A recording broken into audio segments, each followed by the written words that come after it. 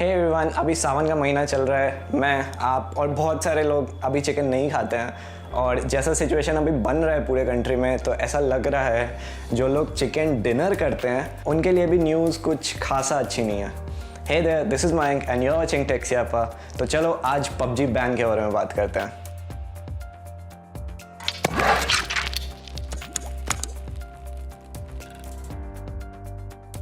दोस्तों, जैसा कि मैंने पिछले टेक अपडेट में आपको बताया कि गवर्नमेंट ने फिर से 47 और चाइनीज़ ऐप को बैन किया है और 250 प्लस ऐप्स उनके रेडार पे हैं। उसमें इंक्लूड है पबजी और जूम।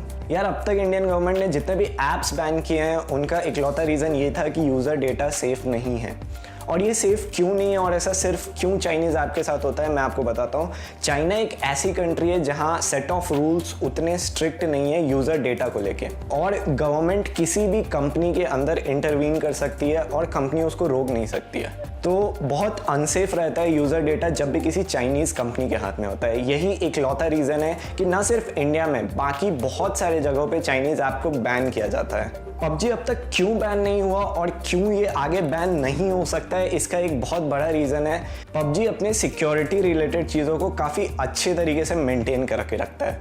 मैं गेम की बात करूँ तो गेम में आपसे सिर्फ 2 परमिशन ये मांगता है। First one is for storage, second one mic. ज़्यादा कुछ ऐसा नहीं है। ऐसे आप टिकटॉक वगैरह देखो या बाकी चीज़ें देखो तो वो बहुत सारे परमिशंस मांगते हैं, और परमिशन मांगने के पीछे ऐप का एक लौता मोटिव होता है एड्स। कंपनीज ये कहती है कि यार अपन यूज़र डेटा का यूज़ करके कस्टमर को उनके चॉइस के हिसाब से एड्स दिखाते हैं और इस एड्स के नाम पे कंपनी यूज़र का डेटा स्टोर करती जाती है। पबजी के साथ दिक्कत ये है कि पबजी ये वाला बहाना भी नहीं मार सकती है। खैर, वो ज़्यादा परमिशन लेती नहीं है, बट पबजी में ऐसे कुछ एड्स होते नहीं है जो वो ये बहाना मारे। मुझे एक चीज़ जो पबजी की अच्छी नहीं लगती है वो है जब वो फेसबुक या आपके ट्विटर अकाउंट से लिंक होती है।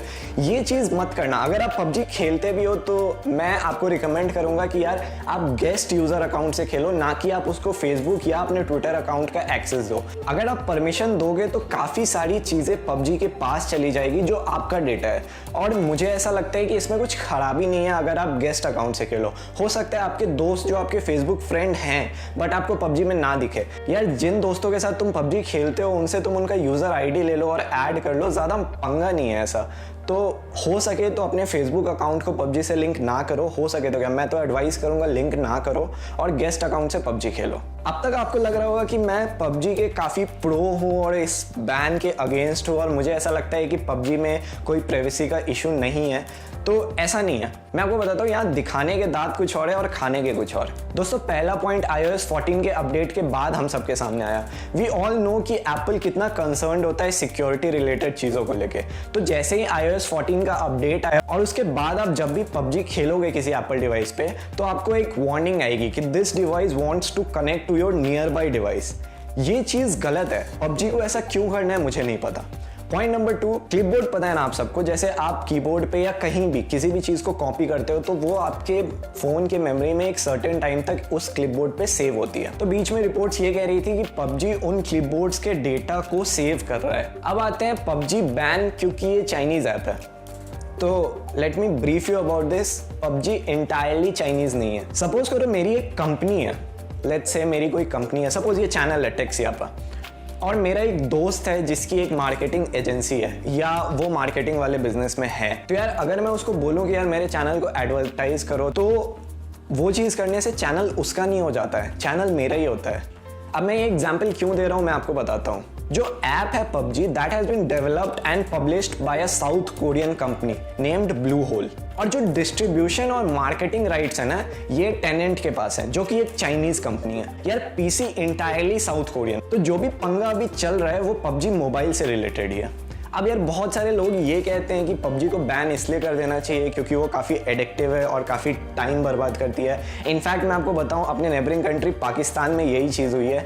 पीटीए ने ये बोला है कि पबजी काफ़ी टाइम वेस्टिंग है और वो बच्चों के मेंटल और फिजिकल हेल्थ पे भी काफ़ी ज़्यादा इफेक्ट करती है और बहुत एडिक्टिव है वो। इनफैक्ट पीटीए की रिपोर्ट्स ये भी कहती हैं कि पबजी की वजह से नंबर ऑफ सुसाइड्स बहुत ज़्यादा बढ़ रहे थे। पर्सनली मैं इस चीज़ों से अग्री नहीं करता हूँ। यार, किसी भी चीज़ को तुम एक लिमिट के बाहर जाके करोगे तो वो वेस्ट ऑफ टाइम ही होगा, वो एडिक्टिव ही होगा। ये तुम्हारे ऊपर है, और जो पेरेंट्स ये वीडियो देख रहे हैं ये आपकी रिस्पॉन्सिबिलिटी बनती है कि आप एक लिमिटेड टाइम तक बच्चों को वो चीज़ें करने दो। वो इतनी ना ज़्यादा बढ़े कि वो एडिक्टिव हो जाए। हो सकता है ये आपके और आपके पेरेंट्स की नज़र में ये बुरी गेम है या एडिक्टिव गेम है, बट ये भी सोचो इंडिया में एक गेमिंग कल्चर इस ऐप की वजह से आया। इससे पहले कितने लोग ऐसे थे जो प्रॉपर गेमर थे, जो यूट्यूब पे स्ट्रीम करके इतना रिस्पेक्ट और इतना नाम कमाते थे। आप मॉर्टल को देख लो, स्काउट को देख लो, इनफैक्ट यार तन्मय भट्ट ने तो अपना कैरियर रिवाइव कर लिया पबजी को लेकर। नो ऑफेंस बट सच है ये। फिर कुछ लोग ऐसे भी है जो ये कहते हैं इसको बैन इसलिए कर दो क्योंकि इंडियन आर्मी ने भी इसको बैन करके रखा है। यार इंडियन आर्मी ने टोटल 89 ऐप्स बैन किए हैं, उसमें फेसबुक, इंस्टाग्राम जैसे ऐप्स भी हैं, तो क्या वो भी बैन कर दे?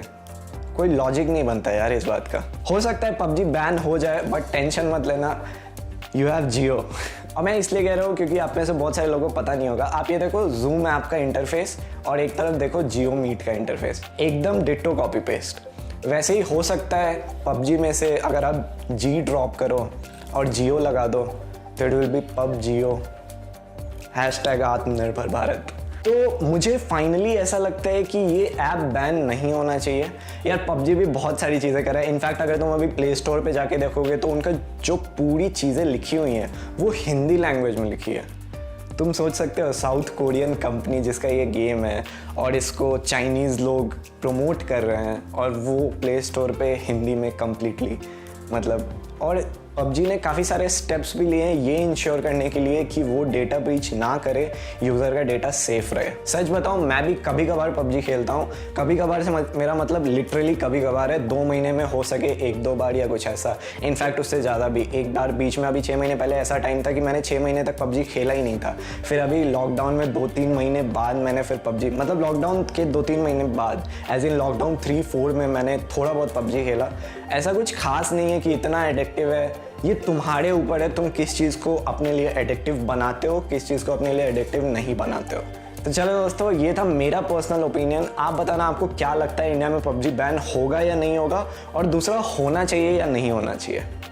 चलो see you in next video, till then take care, goodbye, peace out, bye.